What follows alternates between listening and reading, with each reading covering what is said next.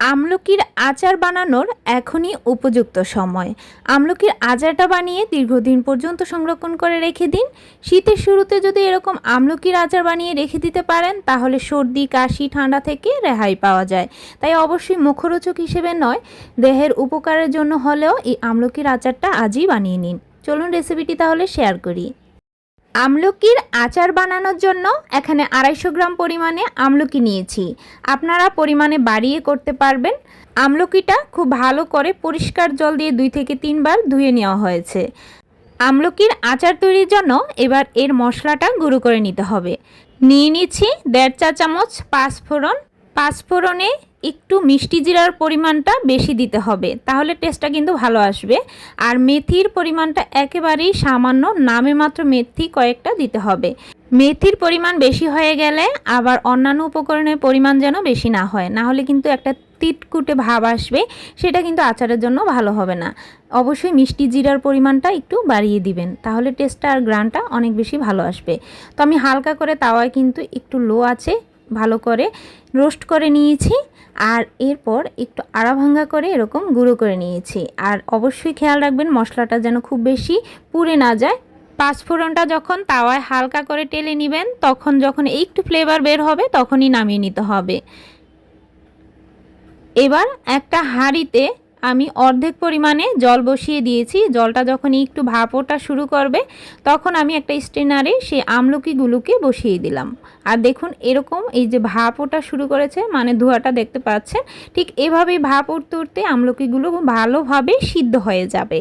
আর সিদ্ধ হলে তবেই কিন্তু কোষগুলো খুব সহজে দেখবেন যে আলাদা হয়ে যাচ্ছে। তো আমি এখানে ঢেকে রাখছি। ঢেকে রেখে মিডিয়াম আঁচে এগুলোকে সিদ্ধ করে নিব বা ভাপিয়ে নিব। এতে করে আমলকির যে পুষ্টিগুণ সেটা কিন্তু বজায় থাকবে। যদি আপনি জলের মধ্যে সরাসরি সিদ্ধ করতে যান আমলকি, তাহলে কিন্তু এর পুষ্টিগুণ চলে যায়। তাই এভাবে অবশ্যই ট্রাই করবেন সিদ্ধ করে নেওয়ার জন্য। আর যখন সিদ্ধ হয়ে যাবে তখন দেখবেন যে এই কোষগুলো একটু আলাদা হয়ে যাচ্ছে। আর আমলকিগুলো ভালোভাবে সিদ্ধ হয়ে গেলে কালারটাও কিন্তু এরকম হলদে ভাব চলে আসবে।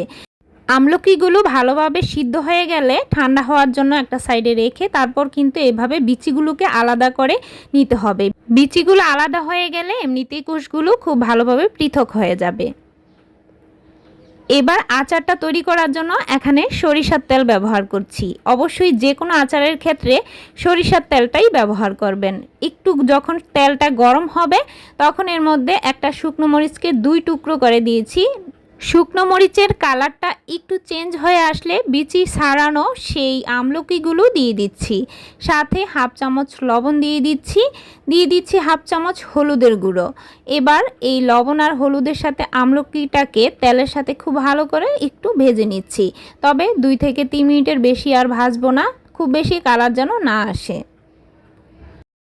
এই পর্যায়ে মিষ্টির জন্য এখানে গুড় ব্যবহার করছি। হাফ কাপের থেকে একটু কম আছে। গুড়ের পরিমাণটা আপনারা আর একটু বাড়িয়ে দিবেন, তাহলে মিষ্টিটার ব্যালেন্সটা সঠিক থাকবে। আমি এখানে মিষ্টিটা কম ব্যবহার করেছি। আর অবশ্যই গুড়ের পরিবর্তে চিনি ব্যবহার করতে পারবেন। আর সেই ভাজা পাঁচফোড়নের গুঁড়োটা এখানে আমি দিয়ে দিচ্ছি। পুরোটা কিন্তু লাগেনি, একটু কম লেগেছে। তো আমি এখানে হাফ চামচ ঝালের জন্য লাল মরিচের গুঁড়ো ব্যবহার করছি। আর অবশ্যই ঝালটা আপনারা আরেকটু বাড়িয়ে বা কমিয়েও দিতে পারেন। এবার এই মশলাগুলোকে খুব ভালো করে গুড়টা গলে যাওয়া পর্যন্ত নেড়েচেড়ে মিশিয়ে নিচ্ছি। খুব কম সময়ের মধ্যেই আমলকির আচারটা তৈরি হয়ে যায়। যখন 2 থেকে 3 মিনিট নাড়াচাড়া করার পর গুড়টাও গলে যাবে আর কালারটাও একটু চেঞ্জ হয়ে আসবে, তখনই এই আমলকির আচারটাকে খুব ভালো করে নেড়েচেড়ে চুলাটা বন্ধ করে দিতে হবে। চুলাটা বন্ধ করে এভাবেই ঢাকা দিয়ে 5 মিনিটের মতো রেখে দিব। এতে করে যেই মশলাগুলো দেওয়া হয়েছে সেগুলো আচারের মধ্যে খুব ভালোভাবে প্রবেশ করবে। আমলকির আচারটা বেশি করে তৈরি করলে অনেক দিন পর্যন্ত যদি সংরক্ষণ করে রাখতে চান, তাহলে অবশ্যই শেষের দিকে ভিনেগার অ্যাড করে দিবেন। যে কোনো এয়ারটাইট কাচের জারে এই আচারটা সংরক্ষণ করে রাখলে বেশ ভালো থাকবে। তো এই রেসিপিটা কেমন লাগলো অবশ্যই কমেন্ট করে জানাতে ভুলবেন না। আজকের মতো এই পর্যন্তই।